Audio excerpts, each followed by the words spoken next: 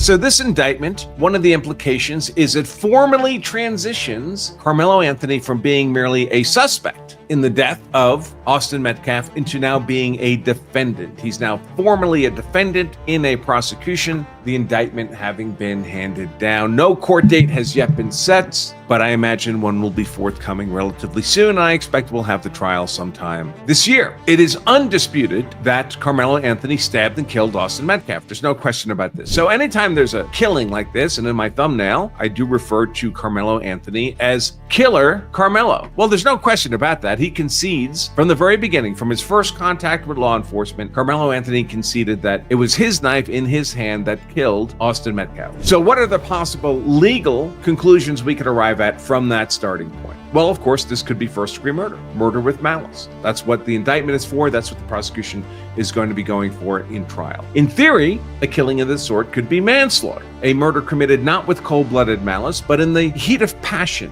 in hot blood. That's not what the prosecutor is going for, but I would expect that would be a lesser included offense that the jury will ultimately be allowed to consider. It's not uncommon if two people are in a fight, initially starts as a non-deadly force fight, some kind of basic level confrontation, and then one ends up killing the other, that the murder is mitigated from a cold-blooded murder to a heat of passion murder based on the preceding fight that happened. The men were in hot blood. And of course, manslaughter is still a very serious felony. It's still an unlawful killing, but in the murder case here, if convicted of first-degree murder, Karmelo Anthony is looking at 99 years in jail. Typically, for a manslaughter case, you'd be looking at something between 10 and 20 years in prison, not in jail, in prison, if convicted. So manslaughter sucks as a conviction for the defendant, unless, of course, the alternative would have been a murder conviction.